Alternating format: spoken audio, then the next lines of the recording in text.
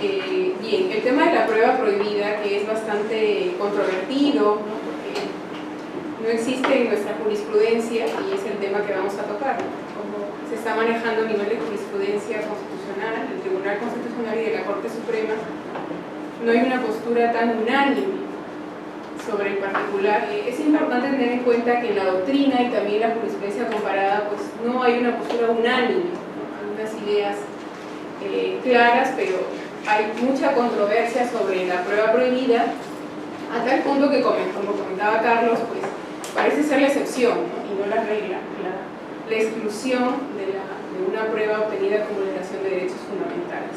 Yo quería empezar considerando, ¿no?, las finalidades del proceso penal, y ellos en su manual de Derecho Procesal Penal, que también está traducido al español, hablan de los fines del proceso penal, ¿no?, que básicamente son tres.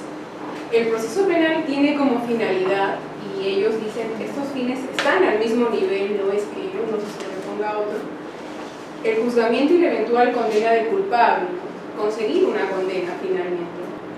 Por otro lado, y es quizá uno de los fines de los que más se ha hablado también en nuestro proceso penal, es el respeto de las garantías procesales, ¿no?, y de los derechos fundamentales. Y ellos también hablan de un término que yo he traducido así: alcanzar una decisión judicial materialmente correcta, que tanto en el plano sustantivo como procesal sea correcta. Bien, ya yendo a la concreta definición de lo que es la prueba prohibida, el artículo 8 del título preliminar, ¿no?, del Código Procesal Penal define lo que es la prueba prohibida y señala que es una prueba prohibida, o también llamada ilícita, ¿no?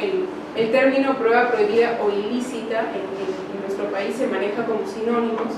Son aquellas que carecen de efecto legal, ¿no?, las pruebas obtenidas, ya sea directa o indirectamente, con violación del contenido esencial de los derechos fundamentales, ¿no? Y aquí hay dos cuestiones que es necesario precisar.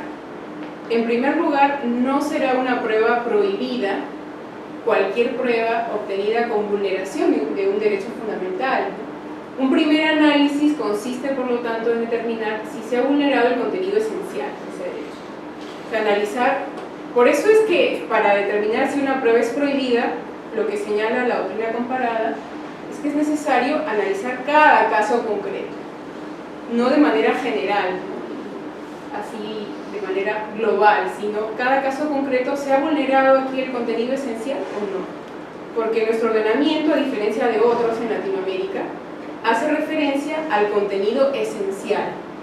Ese es el concepto de la prueba prohibida.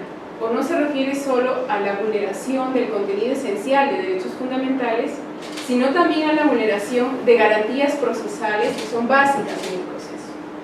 Entonces, este es un complemento de la definición legal. Garantías procesales básicas.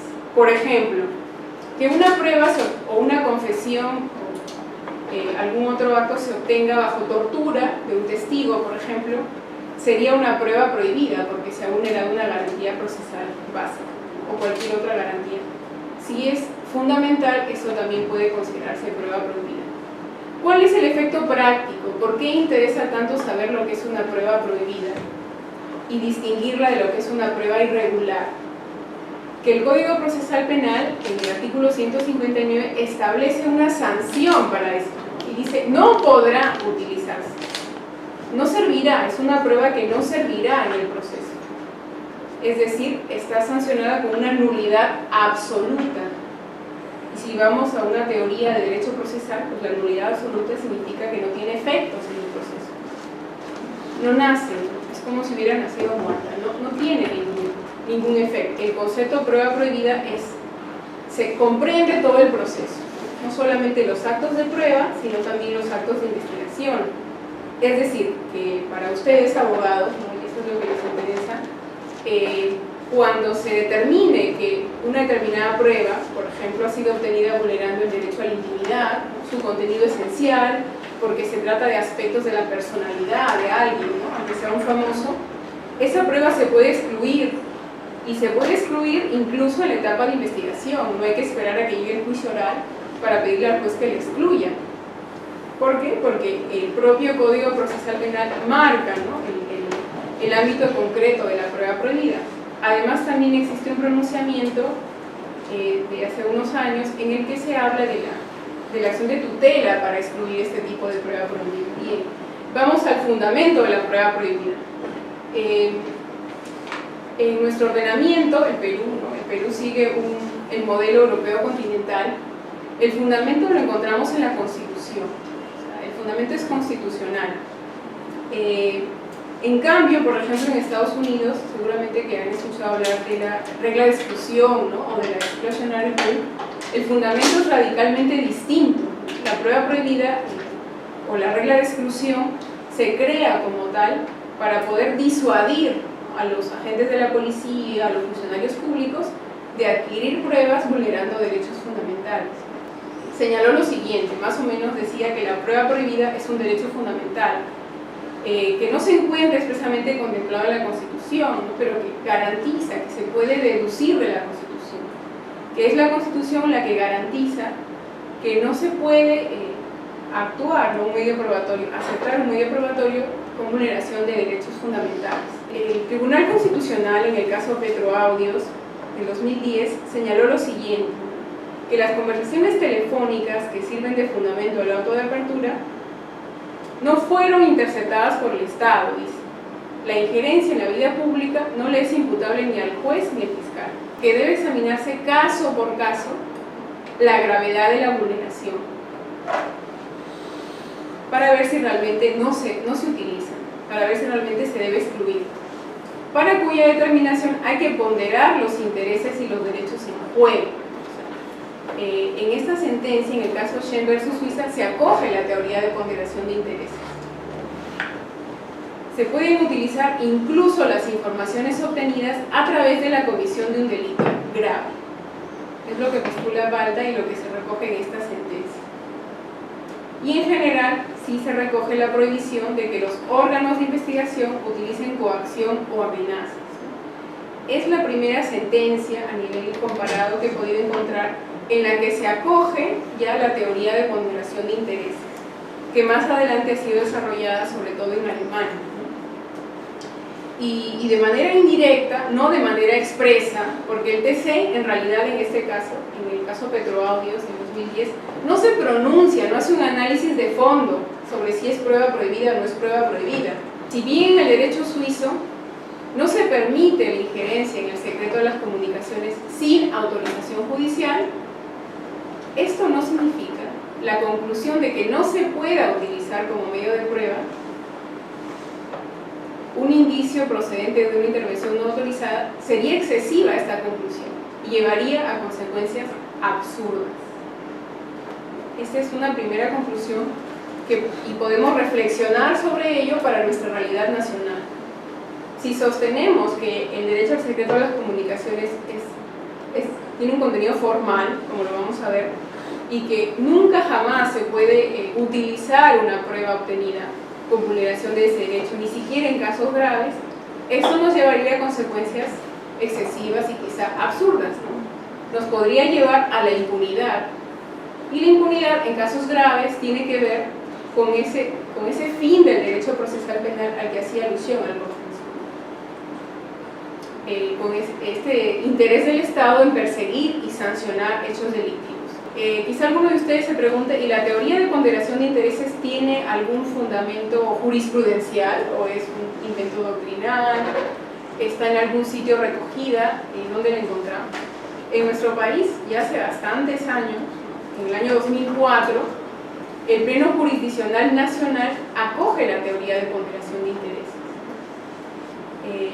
Bueno, en este pleno se explica lo que es la prueba prohibida y se recogen una serie de excepciones, bastantes excepciones, que simplemente se citan, no es que se haga un desarrollo así exhaustivo de las excepciones. El Pleno Jurisdiccional señala 3 criterios claros: la gravedad de la infracción de estas reglas probatorias, la entidad del hecho objeto del proceso, qué tan grave es el delito. No da igual pues, que sea un delito de omisión a la asistencia familiar, ahí no cabría ponderación, ¿no? O un delito de injuria u otro delito de lesiones leves, y el daño que se derivaría de no utilizar esa prueba.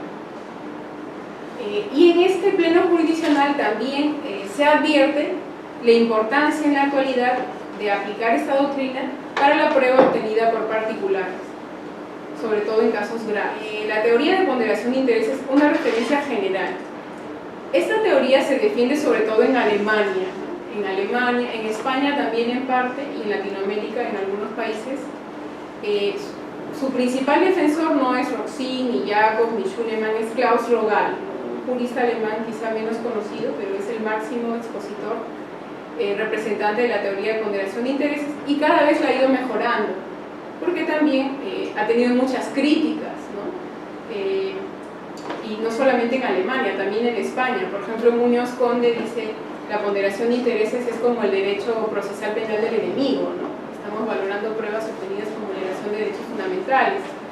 Otros autores, como por ejemplo Fabricio Guariglia, también critican el uso de la ponderación de intereses. Incluso el propio Kai Ambos, que entiendo que ha estado aquí también, critica una cierta arbitrariedad que se puede dar en la ponderación de intereses. Y sin embargo, Klaus Rogal y otros autores en Alemania pues, han ido avanzando y perfilando algunos criterios para delimitar cuándo y cómo aplicar la ponderación de intereses. Y algunos de esos criterios son los siguientes: considerar la gravedad de la infracción procesal. O sea, qué tan grave es la vulneración a ese derecho fundamental. Y luego el interés involucrado, el interés en este caso del Estado. O sea, qué tanto interés tiene el Estado y la comunidad en general en perseguir y sancionar ese delito. Por eso se entiende que su aplicación se circunscribe o se delimita a delitos graves. No es una regla general, esto es importante tenerlo claro. La teoría de ponderación de intereses no es aplicable a todos los casos, sino solamente a los casos más graves. Casos, por ejemplo, de lavado de activos, crimen organizado, corrupción de funcionarios, casos en los que la impunidad pues, podría tener unas consecuencias bastante graves. Vamos a ver que hay una sentencia de la Corte Suprema en la que se acoge la ponderación de intereses. Esta teoría debería aplicarse a delitos graves, no cualquier tipo de delito, como los que ya hemos mencionado: trata de personas, corrupción de funcionarios, crimen organizado, y siempre preservando el núcleo esencial intangible de la persona humana, ¿no? Y su dignidad. Es decir, el fin no justifica los medios, pero hay un cierto ámbito de delimitación. Hay un núcleo en el que el Estado no puede jamás en ningún caso entrar, pero hay otro segundo círculo, ¿no? En el que sí es posible una valoración. Es decir, sobre la ponderación en el contenido esencial, dice: cuando la vulneración denunciada en el caso concreto importe una afectación de menor entidad frente a la gravedad del delito objeto de acreditación. Establece la Sala Penal Transitoria que no es ilícito que la autoridad inste a una de las partes a tener una conversación con uno de los imputados y que esa conversación se grabe. Es decir, que la policía o el fiscal puede animar, ¿no?, al denunciante a que tenga una conversación, lo que sería una suerte de prueba, hasta cierto punto una prueba provocada, ¿no?, y que esa conversación se grabe. El Código Procesal Penal define claramente lo que es la prueba prohibida. Dado una mirada a tu trabajo publicado en la autoridad penal, pero quería formularte algunas dudas y quizás alguna pregunta quizás más dirigida a conocer cómo debería articularse el tema de las prohibiciones probatorias, ¿no? Claro, cuando desarrollas el tema de la ponderación, establece que uno de los elementos a considerar para realizar esta ponderación es precisamente la gravedad del delito, ¿no? Sin embargo, a mí no me queda claro cuáles serían los elementos indicativos, de la gravedad del delito. La pena, porque bueno, si observamos el catálogo punitivo, la mayoría de delitos, ¿no?, tienen penas bastante graves, ¿no? El interés público, con lo cual estaríamos limitando quizás la aplicación de esta ponderación a delitos que afectan bienes jurídicos colectivos, ¿no?, con lo cual habrían delitos también graves que saldrían de la esfera, ¿no? Entonces, a mí me parece que en el afán de quizás abrir la puerta para introducir criterios de quizás mayor ambigüedad o, no sé, amplitud en lo que es la posibilidad de valorar cierto tipo de pruebas, se estaría quizás pecando de subjetividad, ¿no? Porque al final, el problema que me encuentro yo en la teoría de la ponderación es que finalmente se deja en manos del arbitrio judicial y fiscal, ¿no?, la determinación de cuáles son cuál es el tipo de delito que justifica no recurrir a ese tipo de análisis, ¿no? Entonces, yo creo que en términos generales cualquier tipo de teoría que pueda ser utilizada funcionalmente por los órganos de administración de justicia, Fiscalía del Poder Judicial, es peligroso, ¿no? Entonces, yo no sé si has podido desarrollar con mayor detalle algunos elementos que podrían servir para identificar o que la jurisprudencia desarrolle para reconocer cuando estamos hablando de delitos graves, ¿no? También entiendo, por cierto, que el desarrollo de la jurisprudencia peruana sobre la materia lo que permite reconocer son pinceladas de algunas teorías, pero no existe una construcción o un desarrollo quizás orgánico, ¿no? De hecho, algunas jurisprudencias desarrollan estos criterios, algunas se van más bien por los desarrollos norteamericanos, ¿no? De hecho, en la intervención que tuvo hace un par de años nuestro amigo Bruno Miranda, desarrollaba todo esto en función a las reglas del derecho norteamericano. Por eso Carlos hablaba de un poco la idea de la prueba zombie, ¿no? Que, claro, depende del caso concreto, una prueba es prohibida o no es prohibida, con lo cual la prueba está muerta, pero a veces revive para un tipo de caso, ¿no? Y lo segundo que quería quizás preguntarte era, en tu opinión, un poco ya lo has comentado cuando analizabas la posición de Alcides Sinchay respecto a el momento o la interpretación ¿no?, de las normas sobre la prueba prohibida, y él establecía que esto era más bien una prohibición de valoración, ¿no? Por lo tanto, el movimiento de sentenciar era que el juez tenía que excluir el material que era ilícito. Con lo cual, ya vamos teniendo un ejemplo de esa funcionalización a la que me refiero. Claro, porque así el Sinchay, como buen representante del Ministerio Público, lo que busca es, ¿no?, que se admita la posibilidad de que la Fiscalía introduzca prueba, ¿no?, con lo cual habría un problema, no sería un problema de prohibición de obtención, ¿no?, o de ingreso de prueba ilícita, sino solamente de valoración. Entonces, yo no sé si has un poco analizado si estamos frente a un problema de solamente prohibición de valoración o también un problema de prohibición de obtención. Tu opinión a partir de la experiencia, además del Instituto Judicial de Beato, que es el interactor. Esas eran un poco mis aportaciones y de nuevo las felicitaciones del caso. Doctor Iberico. Sí, bueno, en principio agradeciéndote, Mercedes, la visita y esta exposición que de verdad felicitaciones por la misma. Yo sí tengo algunos comentarios al respecto de lo que he escuchado y un poco en la línea de Lourdes. A ver, voy a rondar. Comenzando por lo señalado por el doctor Alcides Sinchay. Yo no comparto todo lo que él dice por un motivo muy simple. Basta leer la parte de la etapa intermedia y el capítulo de búsqueda de pruebas y restricción de derechos para percatarse de que la nomenclatura prueba está pensado hasta en el momento de la investigación, porque si no, no podrían incautar, no podrían allanar y no podrían hacer nada de eso los señores fiscales. Creo que ahí le ha faltado una revisión concatenada del código. No comparto esa posición. Además, no es un problema de valoración. El código no se decanta por eso. El código ha tenido, o el legislador ha tenido diferentes posibilidades. Ha podido utilizar contextos, es decir, la sanción procesal hacia la prueba prohibida, prueba ilícita, podría haber sido la nulidad, podría haber sido la declaración de inexistencia, podría haber sido la declaración de invalidez. No ha optado por ninguna de esas fórmulas de actos procesales o de sanciones procesales a actos procesales. Utiliza más bien el tema de la ineficacia, ¿no? Y entonces eso tiene una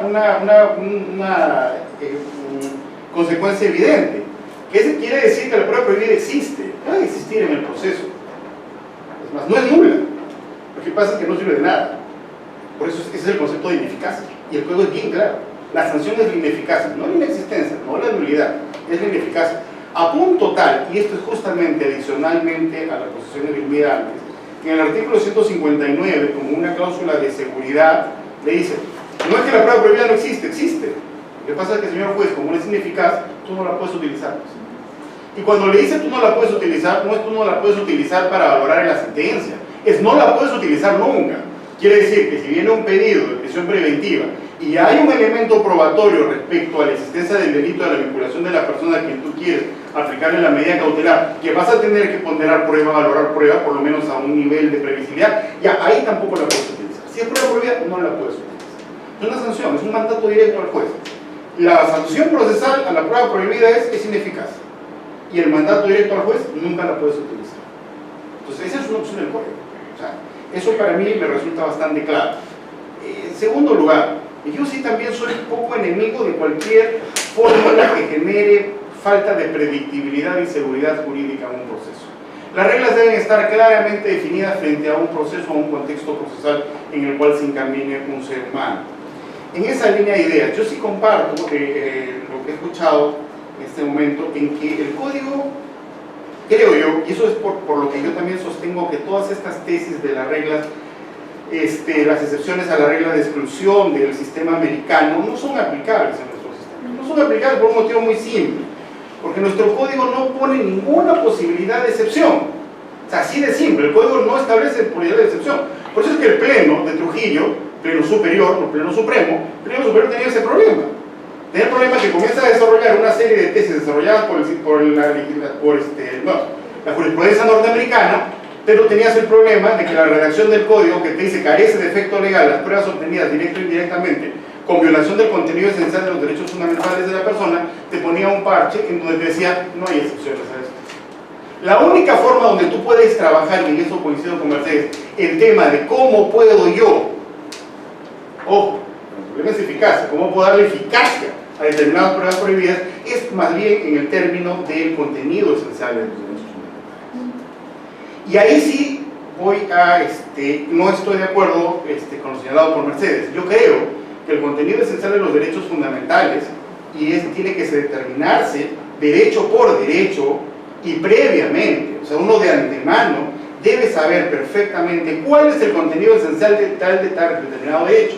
Si estamos hablando de la intimidad, y ese es un tema que lamentablemente, o no lamentablemente, por la perspectiva que ustedes quieran, no vamos a entrar a tallar a los penalistas. Ese es un tema que lo han trabajado los constitucionalistas y lo han trabajado los civilistas.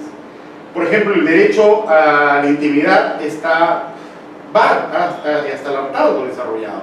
Hay un contexto duro que es el contenido esencial. No temas como la familia, no temas relaciones familiares, no temas opciones sexuales.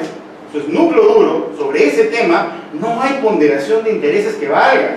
No existe, ahí no entras, y no entras por la prohibición expresa del código.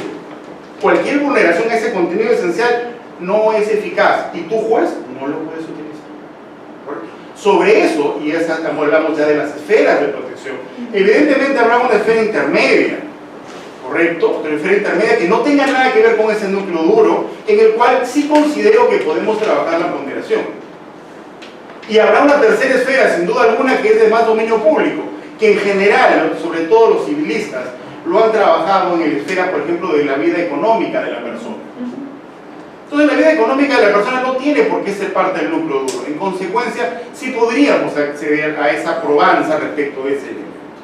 ¿No? Pero yo creo que eso, así como es tan claro, el tema del derecho a la intimidad debe ser definido a priori, de antemano, por un tema de predictibilidad. Porque si yo me voy a sujetar a que cuando ya estoy procesado, el juez y el fiscal que leen la prensa, que tienen a los periódicos encima, en ese momento determinen cuál es el contenido esencial, ya sé claramente cuál va a ser el contenido esencial. Cada vez él va a ser más pequeño y van a buscar una fórmula de forma tal que no proteja lo que justamente me han vulnerado, porque esa es la realidad. Si no, pongamos a pensar hoy día en el tema de la prisión preventiva. ¿Está claro? Que se ha convertido en la regla cuando era la excepción, y para lo cual han hecho 300 interpretaciones para generar como regla. Eso no lo podemos permitir en el tema de pruebas prohibidas. Creo que el código y el mandato es muy claro. Es ineficaz, juez no lo puedes utilizar. Contenido esencial, definido, y desde mi perspectiva, a priori, no definido en el caso concreto. Yo creo que no. Yo creo que tiene que ya estar predefinido, predeterminado, con la ayuda de los civilistas, con la ayuda de los constitucionalistas, de los procesalistas, de los penalistas, en fin, lo que ustedes quieran, pero tiene que haber ya un contenido. Así como existe hoy día el contenido esencial del derecho a la intimidad, todos los derechos deben tener, me imagino, un contenido esencial. Entonces, ¿eso qué me permite? Que cuando yo me enfrente a un proceso, yo tenga las reglas claras y sea predictible y no sujeto al libre arbitrio de un fiscal o de un juez, que creo que no es la esencia garantista, que es lo que el código permitía. Más aún por un tema que creo que es bastante importante, y que eso es la realidad en la que nosotros nos estamos enfrentando. Es cierto que el Código Procesal Penal se decanta entre varias características, no solamente por su carácter garantista, sino también por su carácter de eficacia, y que tiene un sentido constitucional, que está en el artículo 44 de la Constitución, que le permite justamente adoptar toda esta serie de mecanismos que generan la eficacia del Código Procesal Penal en cuanto a la lucha contra la delincuencia. Sin embargo, en esa línea de ideas, yo no creo que lo que tengamos que pensar en este momento es en que la flexibilización tiene un sentido de ser en función a evitar la impunidad, porque yo más bien lo que creo que interpretaciones de ese tipo que permiten este tipo de flexibilizaciones lo que hacen es, en buena cuenta, justificar el mal trabajo de los órganos oficiales que tienen a su cargo la búsqueda de la prueba. Porque como ya alguien, algún privado, por intereses que no sabemos de qué tipo, ya hicieron la prueba, entonces en consecuencia yo me agarro de eso y me voy hasta el final con eso. En eso sí coincido plenamente con Mercedes cuando señala expresamente que, ¿qué pasa si yo tengo un caso? Supongamos que es el caso de los petróleos, lo único que tengo yo, en estricto sentido, es solamente esos audios, no voy a pretender llegar a una sentencia condenatoria solamente con eso, porque no voy a pretender llegar a una condena que el fiscal, no estoy hablando del caso concreto, estoy utilizándolo como ejemplo, no ha hecho su trabajo, el trabajo lo hicieron particulares, encima están libres, ¿no es cierto? Entonces no viene al caso. Entonces yo considero que efectivamente puedes tú en este contexto, pero nunca la flexibilización puede ser justificatoria o justificarse en un tema de evitar la impunidad cuando ello significa justificar el no trabajo de los órganos persecutorios. Creo que hay un problema en consecuencia. Entonces simplemente a modo de una conclusión preliminar, la verdad es que nuevamente agradezco a Mercedes porque nos ha vuelto a la discusión de un tema que creo que es bastante importante, pero mi posición personal es que no debemos trabajar con que la definición del contenido esencial de los derechos fundamentales debe ser determinado a priori, no en el caso concreto. Debemos saber cuál es ese contenido esencial y una vez delimitado el contenido esencial, sobre ese contenido esencial no hay ponderación de interés alguno, no existe, no es posible. Y no es posible por mandato expreso del Código Procesal Penal que establece, vuelvo a repetir, como regla general la ineficacia, no la nulidad, no la invalidez, no la inexistencia, la ineficacia, no sirve. O sea, ese es el concepto que han utilizado. Y regla de seguridad para los jueces, aún si existiese, aún si no fuese nulo, tú no lo puedes utilizar. Bueno, pues muchas gracias por las intervenciones de ambos. La verdad que siempre es enriquecedor todos los comentarios y precisamente otras perspectivas, que es lo que uno espera cuando participa en este tipo de conversatorios, ¿no? Que se enciende el debate. Sobre la primera cuestión y la gravedad de los delitos, efectivamente es una de las críticas que se hacen, hasta qué punto puede resultar arbitrario. Personalmente no me he ocupado de estudiar, no he llegado a ese punto, un catálogo de delitos o unos criterios. Lo que sí puedo decir de antemano es que no se utiliza la pena en general, sino la clase de delitos. Y aquí hago una precisión respecto a lo que señalabas, porque los delitos en los que se afecta el interés público no es que sean solo los delitos en los que se lesionan bienes jurídicos colectivos, sino en general muchos delitos. Muchos delitos, excepto en los de ejercicio privado de la acción penal. Pero lógicamente no todos los delitos de interés público, sino solamente aquellos muy graves. Y es verdad que no hay un catálogo de delitos. Lo que la propia doctrina ha mencionado es solamente a título de ejemplo. Crimen organizado, lavado de activos, delitos contra la administración pública. Lógicamente es una tarea pendiente. Yo he venido aquí a exponerles, digamos, parte de mi investigación, de mi trabajo, pero no a presentar una tesis cerrada y completa. Pero sí, definitivamente es una buena idea y yo creo que va en la línea de la seguridad, ¿no? La seguridad jurídica, que como buenos abogados postulan y exigen, ¿no? Que no exista por parte del juez y del fiscal una arbitrariedad, ¿no? Una posibilidad de interpretar. De interpretar como delito grave cualquier delito, ¿no? Entonces sí es interesante que, por ejemplo, el legislador acoja un catálogo de delitos y me parece que también había un proyecto de ley sobre este tema, sobre el uso de prueba obtenida así como vulneración de derechos fundamentales. Sería interesante que el legislador acogiera un catálogo de delitos incluso cerrados, ¿no? Para poder utilizar, por ejemplo, la ponderación. de alguna manera para que los ciudadanos estemos tranquilos y sepamos que no se puede ponderar en cualquier caso, ¿no? Lo que ha señalado este pleno y el caso del Bolos solo es a título de ejemplo, y es un tema que todavía está abierto a la discusión y al trabajo, ¿no? Que sería interesante pues, seguir conversando sobre él, porque efectivamente si decimos delito grave, en el Perú lamentablemente la desproporcionalidad de las penas es tan elevada.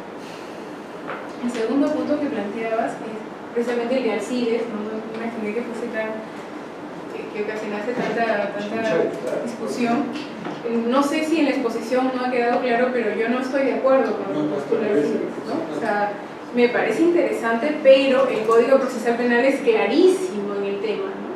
En todos sus artículos, porque utiliza el término prueba de manera general, ¿no? Es decir, se refiere a la prueba como medio de prueba, como fuente de prueba, ¿no? De manera general como acto de investigación también, con lo cual no cabría, pues, como él postula, que solamente se aplica el juicio oral. Ahora, en el Perú, otro de los temas, quizá algunos de los que estén aquí investigan, no sé, les interesa el tema de la prueba prohibida, a diferencia de Alemania, en el Perú no se distingue entre prohibiciones de valoración, prohibiciones de obtención, sino se utiliza el término prueba ilícita y prueba prohibida de manera absolutamente general. No hay una distinción todavía doctrinal y mucho menos jurisprudencial sobre ese tema, como la hay en Alemania. Hay toda una clasificación. Bueno, lo que planteaba el doctor Iberico es respecto a la ineficacia, ¿no? Efectivamente, el Código Procesal Penal dice carecen de efecto legal. Efectivamente, la ineficacia es una consecuencia también de la nulidad, ¿no? Con lo cual yo creo que es posible entender, como lo entiende la doctrina, en el caso de la prueba prohibida estamos frente a una nulidad absoluta. La consecuencia práctica es que eso es ineficaz, que no tiene ningún efecto en el proceso, ¿no? Y además la nulidad se daría desde el momento en el que se produce, no desde que ingresa al proceso, ¿no? Que nunca podría tener efectos. En ese sentido yo creo que no hay una mayor contradicción respecto a lo que planteaba. También me ha parecido muy interesante la reflexión que hacía sobre las excepciones americanas, ¿no? Recogidas en el pleno. También estoy totalmente de acuerdo contigo en que esas excepciones en general no son aplicables en nuestro ordenamiento, y tan es así que no he encontrado ningún caso en el que se haya aplicado contra el hallazgo. Bueno, la causa probable se aplicó vinculada a la ponderación de intereses, pero las demás teorías superamericanas, ¿no? No se han aplicado. No he encontrado ningún caso en el que la Corte Suprema o el TC hayan aplicado o validado esta teoría. Por eso es que me he centrado en la ponderación de intereses, que es la única teoría que además ha tenido un desarrollo en el sistema europeo continental, ¿no? En Alemania, y que efectivamente no está exenta de críticas, o sea, tiene muchos detractores, y más o menos las críticas van en la línea que tú formulabas, ¿no? Que los derechos, pues, que no hay excepciones, que ese contenido esencial debe ser siempre respetado y debe terminarse ex ante. El problema que tú planteabas en relación al derecho a la intimidad, creo que la prueba prohibida y la ponderación de intereses no plantea mayores dificultades. El derecho que sí plantea mayores dificultades es el del secreto de las comunicaciones, porque ex ante, lo que entiende la doctrina es que este derecho tiene un contenido formal, es decir, que jamás, nunca podría validarse el hecho de que alguien pues acceda a una agenda o a un audio, en ningún caso, con independencia del contenido. Y este es el contenido que se le da ex ante, y el argumento principal para que, por ejemplo, San Martín Castro rechace la ponderación de intereses en esos casos, u otros autores también nacionales. Y por eso quería citar, ¿no? Y cité el caso Shen versus Suiza y lo que señalaba la doctrina, que precisamente se referían al derecho al secreto a las comunicaciones, ¿no? Tú señalabas que le toca a los constitucionalistas, a los civilistas determinar lo que es el contenido esencial, no tanto a los penalistas. Y bueno, efectivamente en eso tienes razón, ¿no? Pero de todos modos el tema de la ponderación de intereses, si se ha aplicado, es porque también ha habido una discusión, por ejemplo en Alemania, sobre lo que se debe entender por contenido esencial en esos casos. Admito que hay una suerte de ampliación, ¿no? Una delimitación al revés, ¿no? O sea, vamos a preservar un núcleo intangible y vamos a tener como una suerte de esfera en la que sí se puede admitir una ponderación. Ahora, esa ponderación está delimitada a casos graves, no a todos los casos. Son mandatos de optimización que deben cumplirse y que no solo están limitados a una parte del proceso. Pero bueno, más que con el tema propiamente de un derecho fundamental, creo que tiene que ver con el tema procesal, ¿no? De qué se entiende por prueba. Pero en primer término, a mí su observación me pareció bastante válida, porque, claro, si queremos ser serios, ¿no? No es lo mismo prueba que medio de prueba, ¿no? Fuente de prueba, no es lo mismo prueba que acto de investigación. Y él lo primero que me dijo fue, pero si el 158 habla de prueba, ¿no? Y la prueba es un acto de prueba. Pero le faltó, como también lo mencionábamos antes aquí, una interpretación quizás sistemática, ¿no? El Código Procesal Penal se quedó en esa parte no literal. Pero bueno. Más comentarios. Bueno, solamente para Miguelito. contestar la cuestión, ¿no? Tu vecino. Para aportar El Bravo Norte.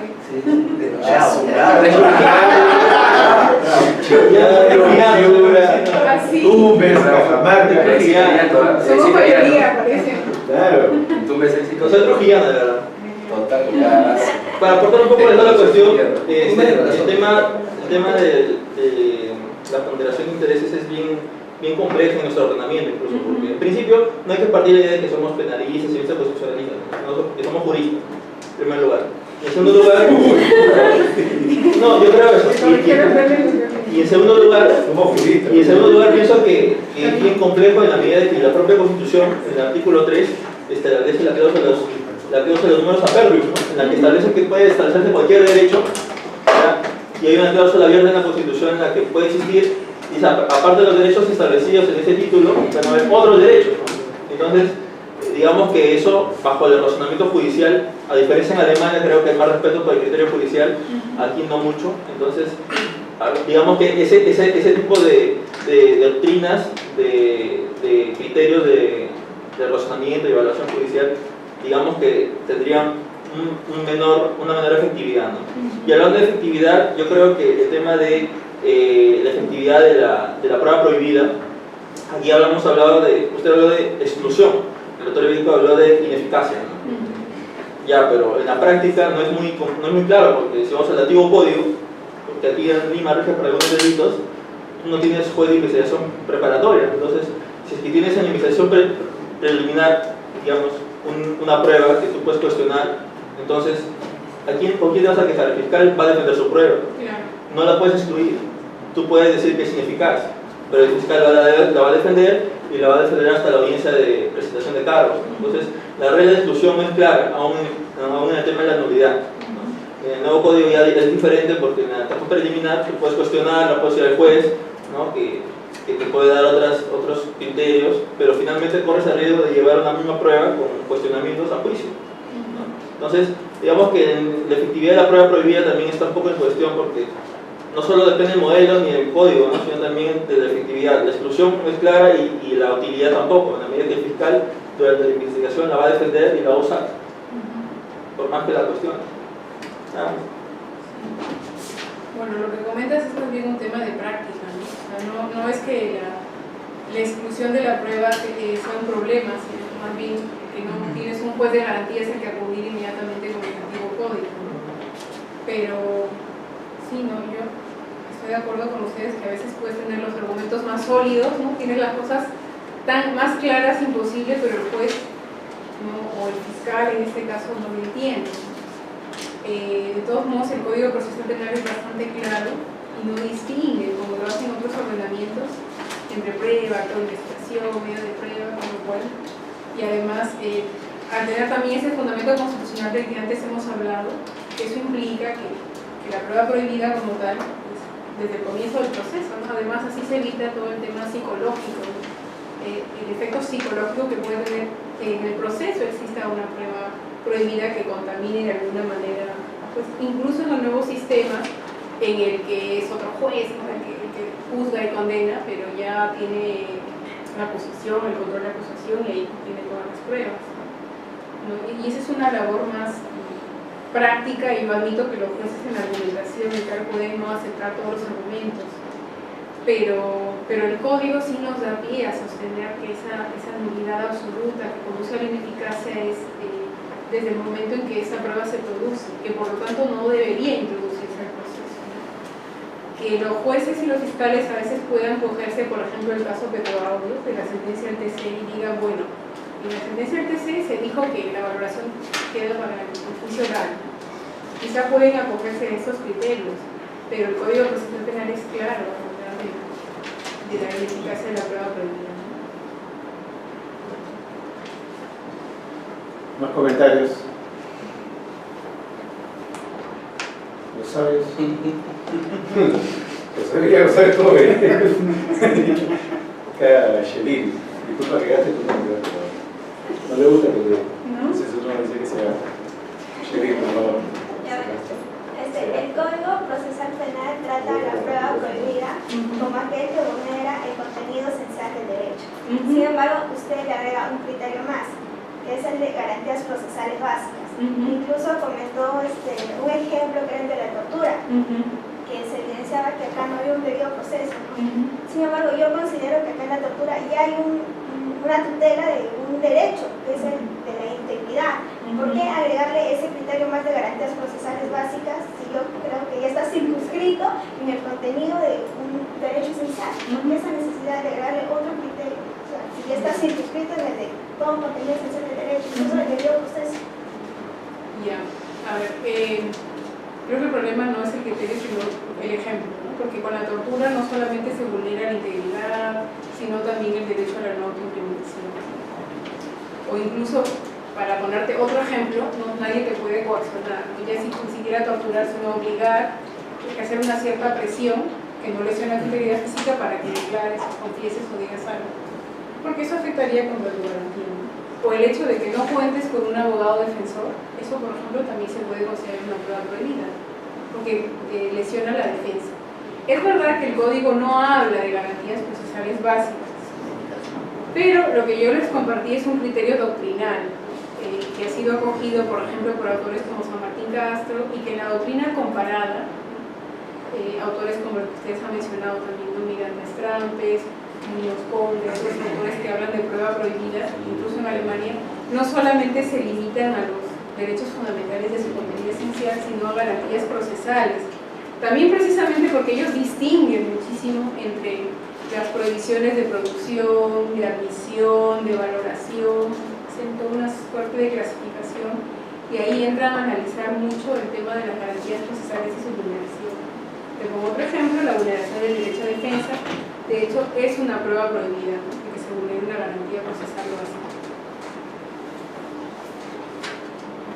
El diputado Leandro Gustavo no va a preguntar nada sobre el caso Palomino.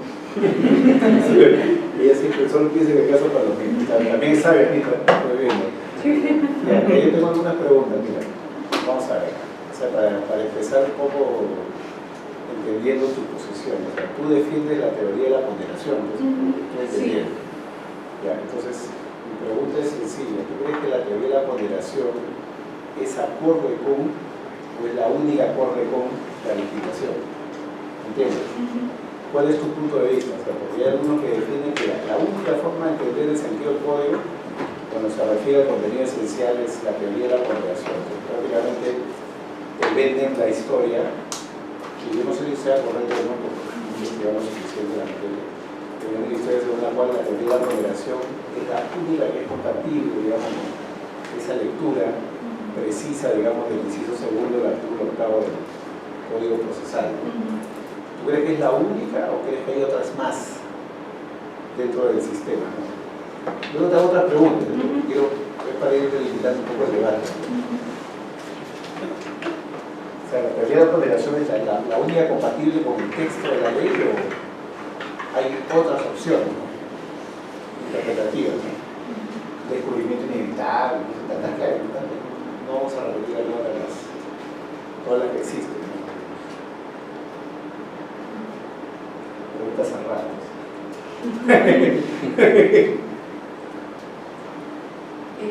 Para conocer tu punto de vista, ¿no?